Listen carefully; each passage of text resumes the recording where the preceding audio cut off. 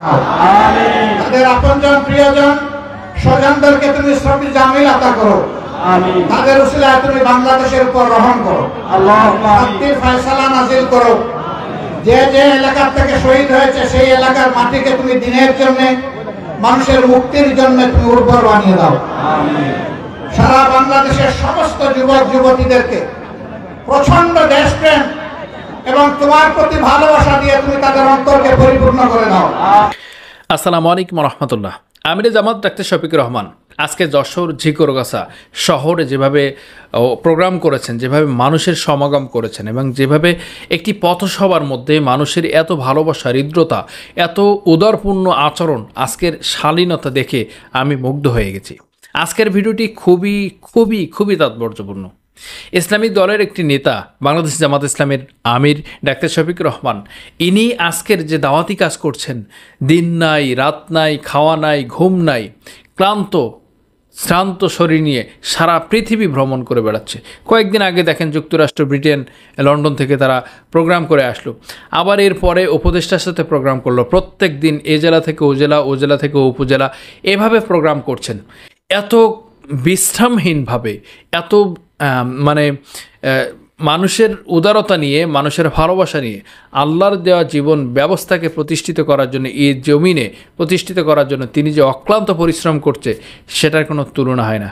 আজকে আমরা সরাসরি সেই আমিরে জামাত ডাক্তার শফিকুর রহমানের সরাসরি ভিডিওটি দেখব এবং আপনাদের সকলকে মন্তব্য করার জন্য বিশেষভাবে অনুরোধ করবো। আজকে দেখতে এখন গুরুত্বপূর্ণ এই ভিডিওটি। তাদের আপনজন প্রিয়জন স্বজনদেরকে তুমি সবই জামিল আতা করো।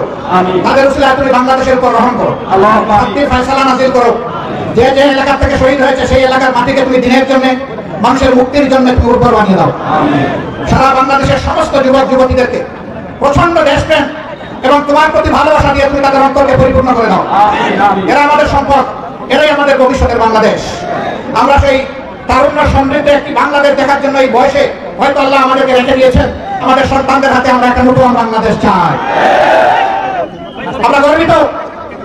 15.5 বছর ধীরে ধীরে আমাদের উপর জুলুমের প্রতিবাদ করেছি, আন্দোলন করেছি, সংগ্রাম করেছি, অসংখ্য সাথীকে হারিয়েছি, গুম হয়েছি, খুন হয়েছি, সম্পদ লুণ্ঠিত হয়েছে, কিন্তু আমাদের হাতে স্বৈরাচারের পতন হয় না, আমাদের সন্তানদের হাতে পতন হয়েছে।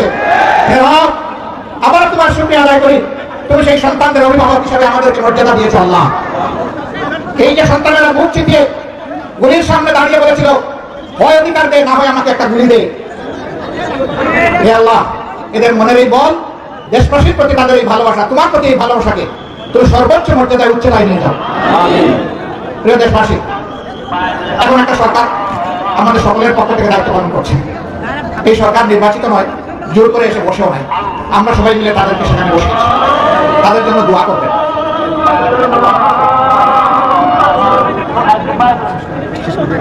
হয়ে যাক।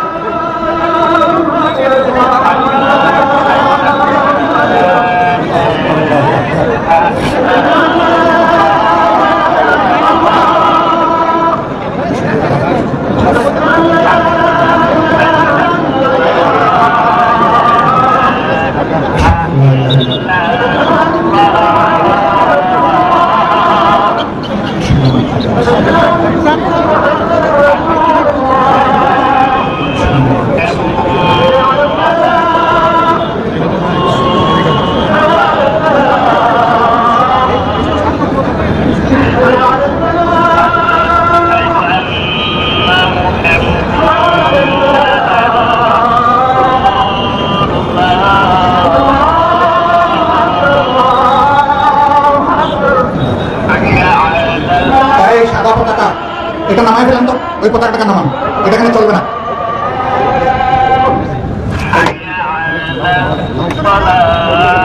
এই পতাকাটা নামান, এটা চলবে না, নামান এটা।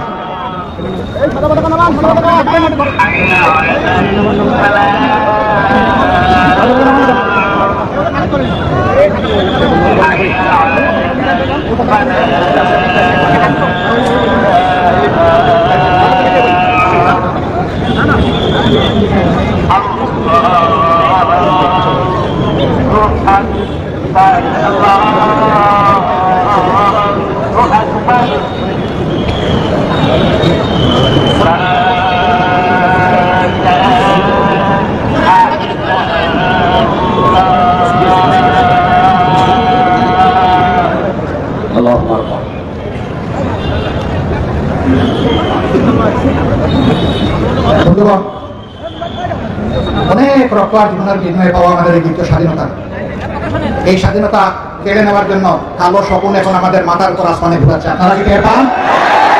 সবাইকে সতর্ক থাকতে হবে। যুদ্ধ আমাদের শেষ হয়নি। আমাদের সন্তানেরা স্লোগান দেয়, আবু সাইদ মুক্ত, শেষ হয়নি যুদ্ধ। হ্যাঁ, যুদ্ধ শেষ হয়নি। যারা আমাদেরকে দাবিয়ে রেখেছিল, জুলুম এবং তাণ্ডব চালিয়েছিল, দেশবাসীকে গোলামীর শৃঙ্খলে আবদ্ধ করেছিল, তাদের পেটার তারা এখন পর পাচ্ছে। আপনারা সবাই সাবধান থাকবেন তো? কারো পাতা ফাঁদে পা দেওয়া যাবে না। ধৈর্যের পরীক্ষা শেষ হয়নি, আরো ধৈর্য আমাদেরকে ধরতে হবে। তারপরেও এদেশের দুশ্মন যারা, তাদেরকে কোনো সুযোগ দেওয়া যাবে না ইনশাআল্লাহ। আমরা দল ধর্ম নির্বিশেষে সবাই মিলে বাংলাদেশি, আমরা সবাই মিলে এখানে মর্যাদার সাথে থাকবো ইনশাআল্লাহ। এবং কোন মতবাদকে আমরা মত হাসিল করতে দেব না।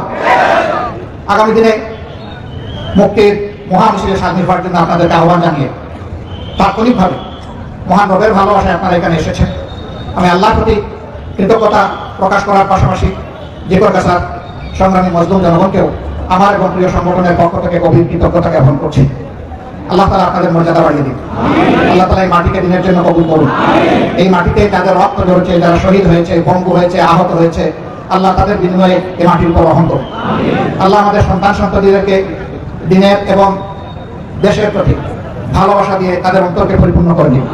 বাকি জীবন আল্লাহ তাআলা আমাদেরকে একসাথে মিলেমিশে জাতীয় ঐক্য গড়ে তুলে এই দেশকে মুক্তির শেষ মঞ্জিলে নিয়ে যাওয়ার তৌফিক দান করুন। আগামী দিনের সংগ্রামের লড়াইয়ে আপনাদের সকলকে শরীক হওয়ার আহ্বান জানিয়ে আবারও আপনাদেরকে ধন্যবাদ দিয়ে আমার কথা এখানে শেষ করছি। ইনশাআল্লাহ দেখা হবে আগামী দিনে লড়াইয়ের ময়দানে, মুক্তির রাজপথে।